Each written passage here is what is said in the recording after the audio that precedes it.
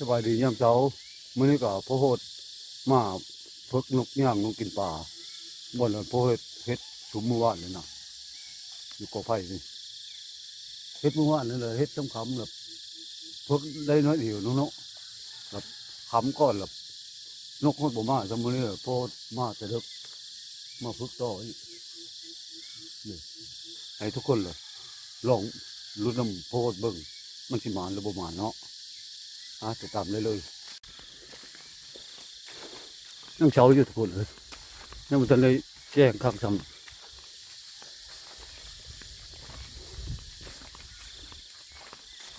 มืดฝนมันเลยนะคือฝนจะตกเพราะฝนจะตกแต่ว่านี่มันยังไม่ตกเด็กหนองบนโพดฝึกนะเมื่อวานเนี่ยเขาสะนะ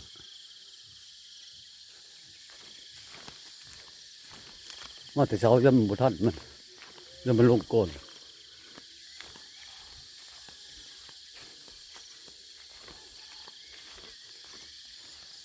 เมื่อวานคำก่อนสิฝึกน้อยเดียวนึงนี่ก็จังนั้นมันก็มาเลย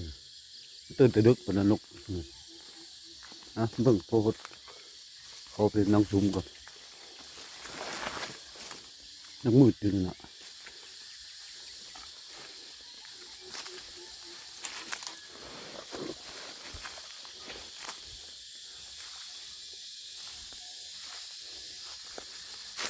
เดี๋ยวมันซุ่มเลยนางยังซุ่มยังมืดอยู่ทุกคนเลยติดตามมึงเลย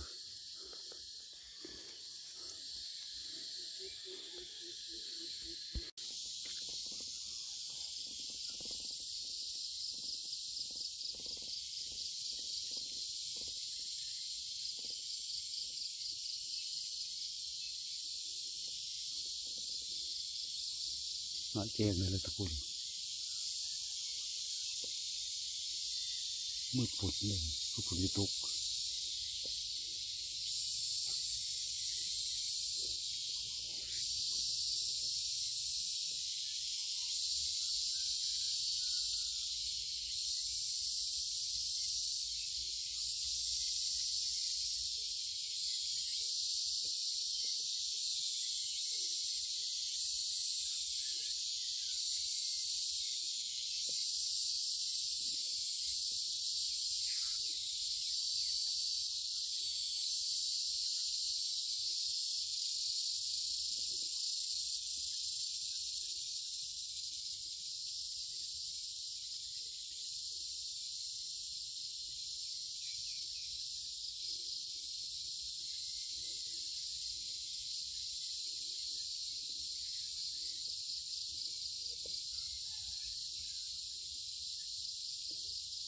เสียงห้องมาแล้วทุกคน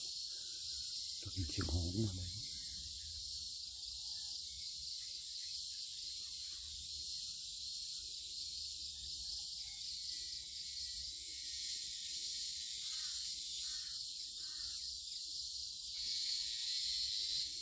เสียงห้องมาแล้ว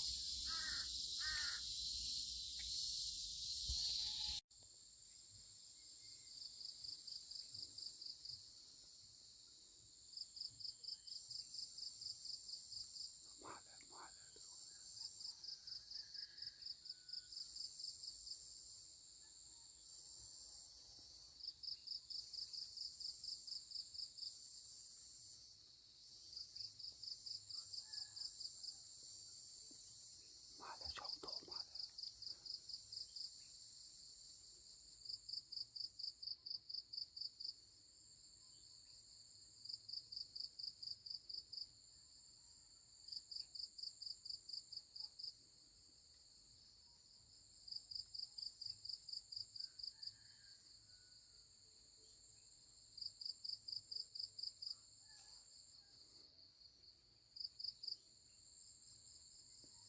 ช่องโตทุกคน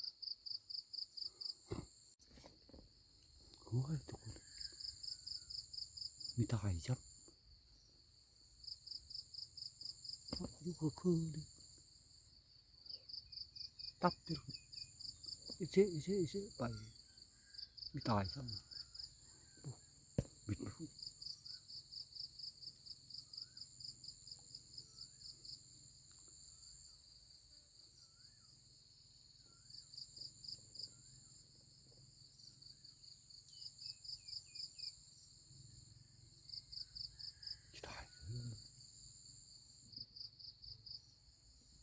3-4 ตัวมันตับจะเลยที่จักถือสิเลยมัน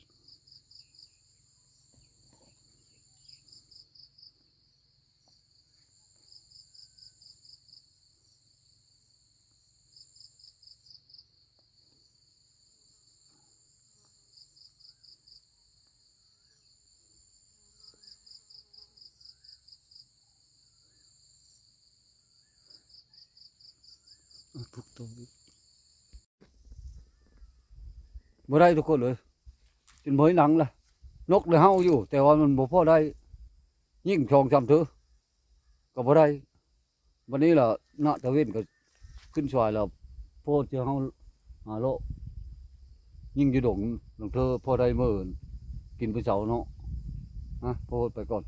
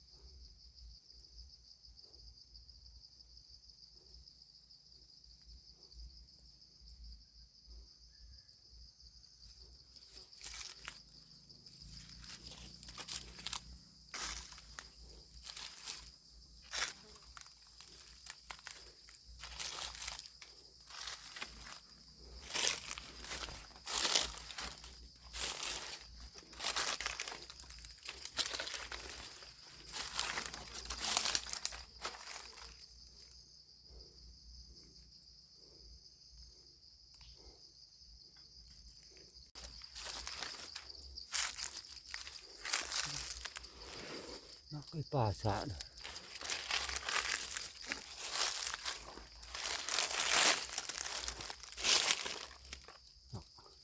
หลายอยู่ในกุดไก่ป่าน่ะ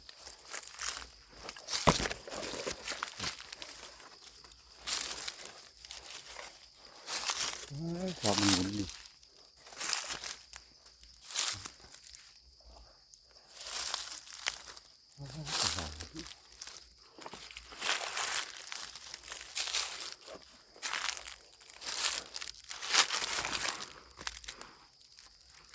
สามยังไงทุกคนสามยังไง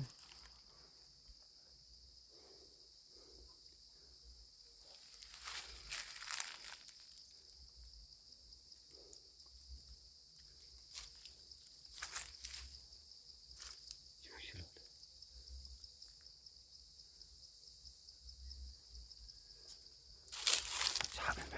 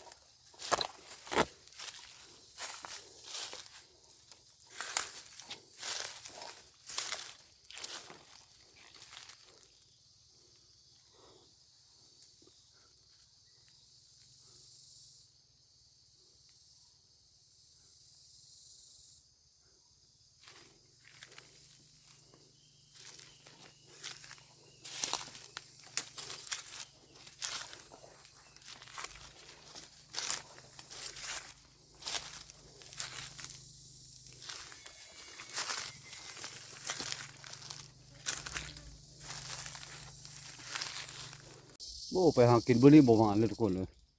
แล้วจากเพิกนกอยู่นี่เพิกเลยยิ่ง3-4โตเนาะก็บ่พอได้ก็พอไปหายิงนกอยู่ดงตรงนั้นก็บ่พอได้ยิงมันบ่ต้องดังย่ำนี่นะบ่ต้องห้าวนางก็ดังกวากกวากจอบจอบไปก็บินไปเชจอบไปบินไปเชแล้วบ่พอได้เลยพอเลาะมาหาบนเพิกนกคือเก่านะบนพูดเพิกก็บ่เข้ามันกินหมดเลยป่านะ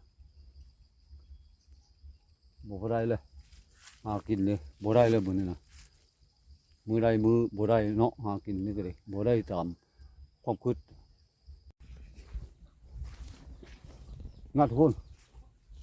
เพิ่นจะได้มาได้อยู่กุขามนี่ไปหายังตามโถดงบ่ได้มันมาอันโถกุขามนี่มันเห็นจับมาจอดอยู่นี่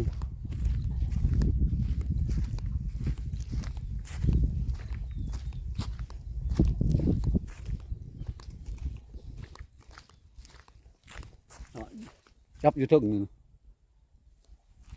ไก่เติมได้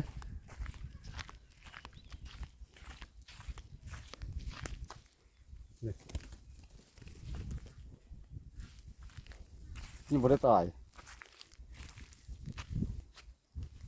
เพิ่นจับอยู่ถึงนี่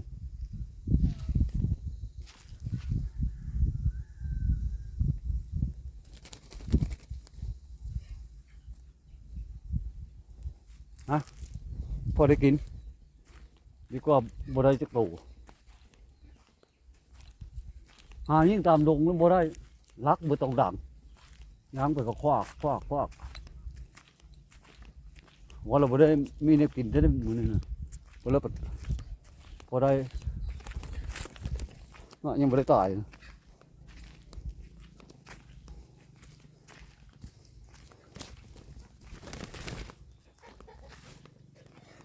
นะไก่เท่านั้นโอ้ก็ขามปูโพดเลยอยู่นี่นี่ไม้ตัวไม้ดำๆนี่แหละแนวว่าคาดได้ยังบ่ได้ตายจะดีทุกคนการฝึกนกย่างของโพดมื้อนี้ก็มาวันนี้ก็จบเนาะทุกคนฝึกมื้อเช้าอันก็บ่ได้แล้วก็มื้อฝึกแล้วก็ไปโลหายิงนกอยู่ดงพุ่นก็บ่พอได้ยิงเกี่ยวมาหาหน้าพระเจ้านี่แหละเห็นนกจับอยู่ก็ขามมันแหละยิงลองเบิ่งปัดว่าได้สิบเดือนเนาะทุกคนนี่ก็คลิปนี้ก็ขอโจ้ตัวนี้เนาะทุกคนเนาะขอบใจทุกคนที่เอามารับชมความเบิ่งนั่นคลิปของขอโปรดเนาะขอบใจหลายๆ